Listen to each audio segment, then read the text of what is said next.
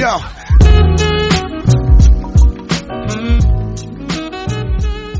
¿Qué tal, queridos amigos? Bienvenidos a un nuevo video sobre los principios generales del derecho del trabajo. Cuando les comentaba sobre el principio protector, del cual si aún no han visto el video, les dejo el enlace para que puedan visualizarlo, les mencionaba que dentro de la relación laboral, el empleador es la parte más fuerte y el trabajador es la parte más débil. Y por lo tanto, para equilibrar las reglas del juego, entraba en participación el principio protector. Pero, ¿por qué el empleador es la parte más fuerte de la relación laboral?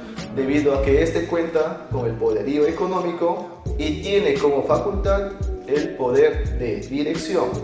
Pero existe otro principio encargado de controlar el poder de dirección, y estamos hablando del principio de razonabilidad. Y al igual como en los anteriores principios, vamos a conceptualizar el principio de razonabilidad desde la opinión de dos juristas especializados. Ya el primero ya lo conocen, estamos hablando del maestro Américo Pla Rodríguez, el cual nos menciona lo siguiente: que el ser humano, dentro de sus relaciones laborales, debe actuar conforme a la razón, es decir, justificando objetivamente todas sus decisiones.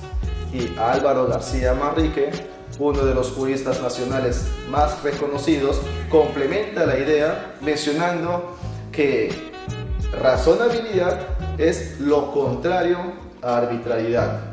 Y justamente cuando nos encontramos frente a las decisiones del empleador. ¿Y esto por qué? Porque el empleador, al contar con el poder de dirección, esto es de reglamentar, dirigir, organizar, sancionar, fiscalizar al trabajador, es necesario que se le fijen límites, fronteras, para que éste no pueda cometer ejercicio abusivo del derecho frente al trabajador. Y es por ello que el principio de razonabilidad entra para decirle al empleador: toma las decisiones que creas conveniente, pero desde la óptica de la razón, desde una óptica proporcional y siempre y cuando sean justificadas de manera objetiva. La Corte Suprema no se queda atrás y cuenta con su propia opinión en la Casación 2182-2005 de Puno, en la cual además se recoge la conceptualización del maestro Américo Pla, pero añade lo siguiente: que el principio de razonabilidad se trata de una especie de límite o freno formal a las decisiones del empleador. Y aquí es la parte más interesante. Nos dice que la norma cuenta con un espacio y un límite de protección para un determinado supuesto, pero sin embargo, frente a supuestos que no se encuentran regulados en la norma, es allí en donde que entra a participar el principio protector. Recordemos que los principios generales del derecho tienen como característica ser supletorios. Donde no entra la ley, participan los principios para solucionar conflictos que se presenten en la práctica, y es necesario tomar en cuenta este detalle. Ahora, en términos de sustento legal, la justificación jurídica o la regulación específica donde podemos encontrar al principio de razonabilidad lo encontramos en el artículo 9 de la Ley de Productividad y Competitividad Laboral, norma que hace referencia que cuando el empleador ejerza su poder de dirección abriendo un proceso disciplinario al trabajador, es necesario que se ejerza dentro de los límites de la razonabilidad. Es decir, como les hacía referencia anteriormente, la norma le está poniendo o le está fijando fronteras al empleador a efectos de que éste pueda realizar o tomar sus decisiones respecto al procedimiento disciplinario dentro de los límites de este principio. Y aquí es donde que entramos con los casos prácticos. Lo primero, el procedimiento disciplinario, que es donde que más se puede advertir la participación del principio de razonabilidad. El empleador, mediante la facultad de fiscalizar y sancionar al trabajador, tiene el derecho de poder corregir y modificar las conductas de sus trabajadores cuando se pueda advertir que estos no están encaminados conforme a los objetivos de la empresa, ya sea por haber realizado alguna falta grave, ya sea por haber realizado alguna función que no se le fue dirigida. Entonces, por ese lado, lo que hace el empleador es ajustar esa conducta mediante las sanciones que la propia ley le ha puesto encima del escritorio. ¿Cuáles son estas posibles sanciones que puede aplicar el empleador respecto al trabajador? Comenzamos primero con las amonestaciones, que puede ser verbal o escrita mediante memorando. También tiene la facultad de poder suspender al trabajador sin goce de su remuneración. Y cuando hablamos de la tercera sanción, que es la más fuerte, la más grave, estamos hablando del despido, y este tiene que ser justificado en una falta grave. Recordemos que el despido puede ser justificado por la capacidad o inconducta del trabajador y se encuentra regulado también en la 728. Pero vamos centrándonos en casos específicos. Antes de adentrarnos en este caso, lo primero que ustedes deben tener en cuenta es que no es lo mismo corregir a un niño que ha roto un jarrón que corregir a un adolescente que ha roto el mismo jarrón. ¿Qué es lo que sucede? Que hablando en términos de edad, de madurez, de responsabilidades, es obvio que las correcciones van a ser distintas. Es obvio que los castigos y las sanciones van a ser diferenciadas, tanto para el niño como para el adolescente. Esta idea, trasládenlo al ámbito laboral. ¿Qué sucede? No es lo mismo sancionar a un trabajador que llega en estado de ebriedad, pero que no realiza labores riesgosas. No es lo mismo sancionar a ese tipo de trabajador que a un trabajador que sí realiza labores riesgosas y a pesar de ello llega en estado de ebriedad. La Corte Suprema, si mal no recuerdo que es la casación 14.8/2016 de Sullana, menciona lo siguiente: estamos ante el caso de un trabajador que realiza las labores de buceo y sucede que este trabajador llega en estado de ebriedad a su centro de labores y el empleador, al advertir este suceso, ojo que fue la primera vez, lo despide. El trabajador demanda despido fraudulento. ¿Y qué sucede? La Corte Suprema le da la razón, justamente porque a pesar de que realiza las labores de buceo y siendo la primera vez, el día que este trabajador llegó a su centro de labores no fue para realizar labores de buceo, sino para labores de mantenimiento. Entonces la Corte Suprema hizo referencia que a pesar de que sus labores son de buceo, ese día no existió un riesgo inminente para el trabajador, a pesar de que llegó en estado de ebriedad, y por lo tanto no justificaba razonablemente la aplicación de un despido para el trabajador. ¿Cuándo es que nos encontramos frente a la aplicación correcta de un despido? Y por lo tanto, este se ajusta al principio de razonabilidad y proporcionalidad.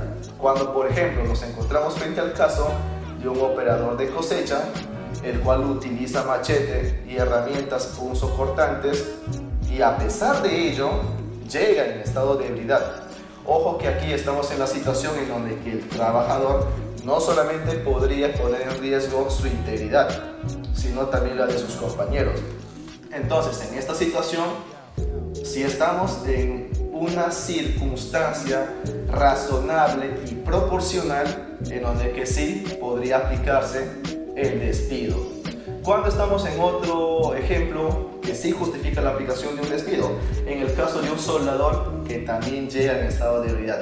Ojo que estos dos últimos ejemplos, a pesar de que sea la primera vez, sí justifican, y como lo ha desarrollado la Corte Suprema, es necesario que aquí exista un procedimiento disciplinario ponderado entre la infracción y la consecuencia para poder aplicar correctamente el despido.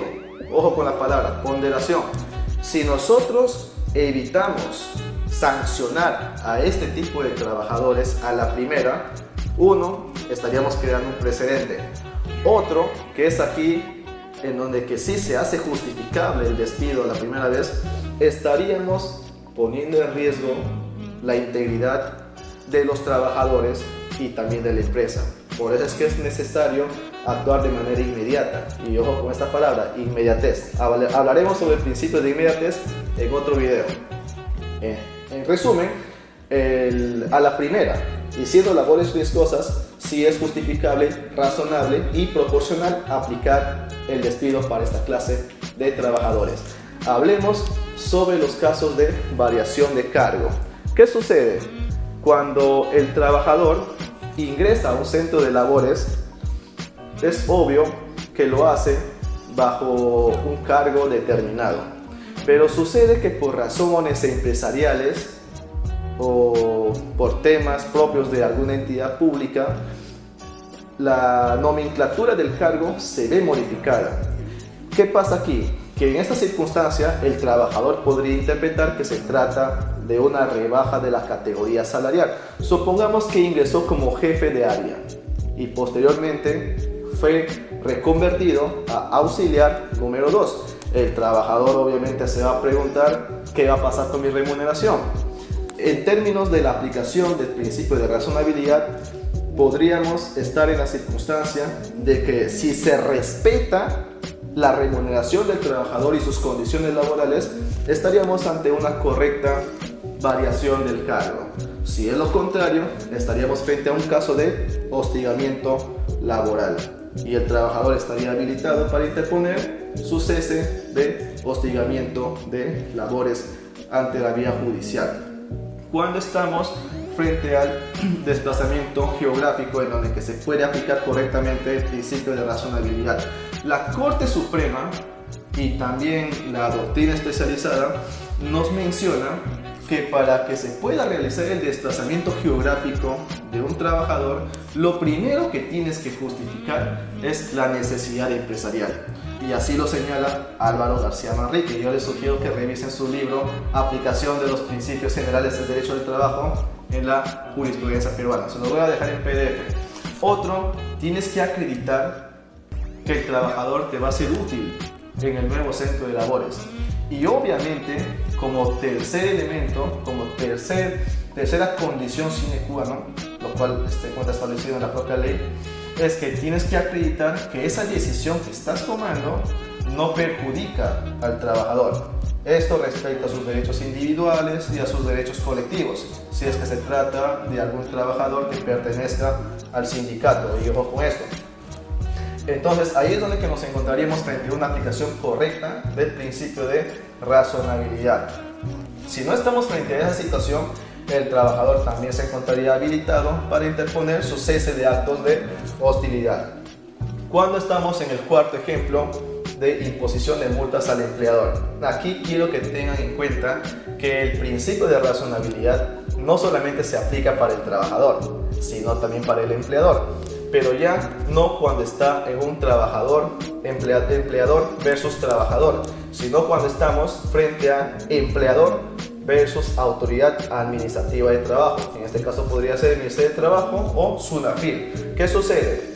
Que el empleador, al ser objeto de una multa por alguna infracción que ha cometido, es necesario tener en cuenta que la imposición de multas por parte de la autoridad administrativa de trabajo se encuentra sujeta también a la aplicación del principio de razonabilidad, la cual se encuentra regulado en el artículo 203 literal E de la Ley de Procedimiento Administrativo.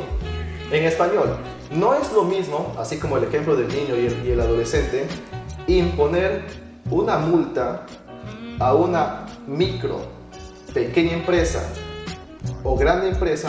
¿Por qué? Porque la propia Ley General de Inspección de Trabajo y su reglamento establece que para la imposición de multas es necesario tener en cuenta el tipo de empresa, cantidad de trabajadores, y por lo tanto al momento de imponer una multa es importante tener en cuenta este detalle.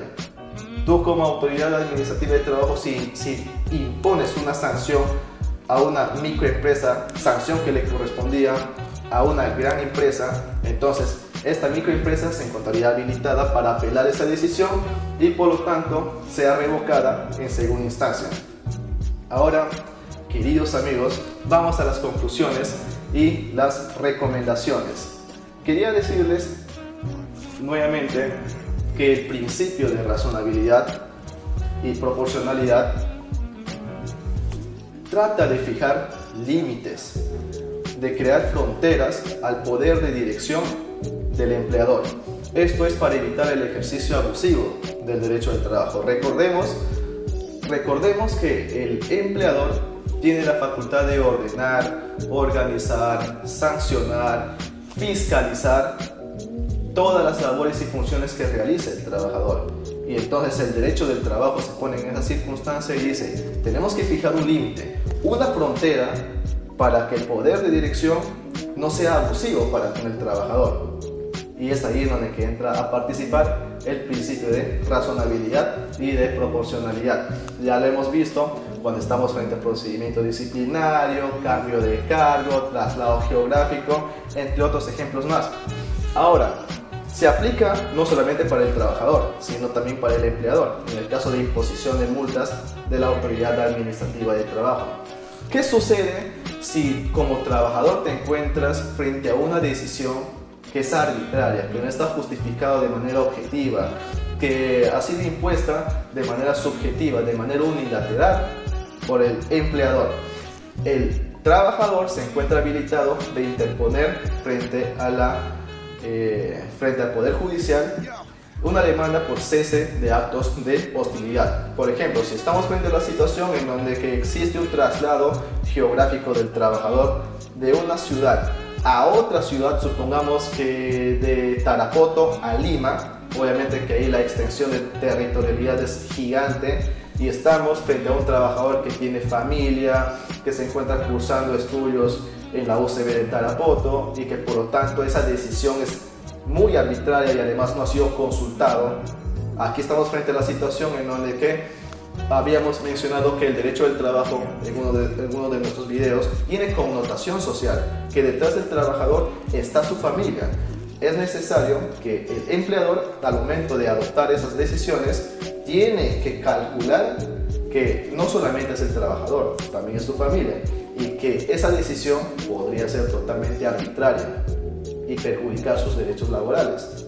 Ahora, cuando hablamos de un traslado geográfico en donde que el trabajador es soltero, sus condiciones laborales no están perjudicadas, incluso el empleador le paga un bono al trabajador por el traslado geográfico. Es obvio que aquí sí estamos dentro de una aplicación razonable de la medida y no habría ningún tipo de contingencias. Ahora, ¿qué pasa cuando es al revés? Cuando el empleador se ve perjudicado por la autoridad administrativa de trabajo por una imposición de multa arbitraria. Aquí tiene todas las herramientas procedimentales para poder impugnar esa decisión, apelar, poder interponer frente a segunda instancia el recurso de revisión y poder llegar al Tribunal de Fiscalización Laboral y poder luchar y sustentar de que estamos frente a una imposición de multa arbitraria, esto a efectos de poder sentar justicia respecto a una decisión que consideramos que ha transgredido el principio de razonabilidad. Estas son las herramientas que tiene tanto trabajador como empleador para hacer valer sus derechos laborales y también sus derechos que les corresponden como ciudadanos. Esto es todo, queridos amigos. He venido a compartir estos conocimientos sobre el principio de razonabilidad porque pienso que es muy importante saber que el empleador debe tomar decisiones desde la óptica de la razón y desde la óptica de la objetividad. Cualquier consulta, cualquier sugerencia, ya saben que pueden entrar a la página de Focus y dejarme todos sus comentarios. Conmigo será hasta la próxima, queridos amigos. Nos vemos pronto. Yo.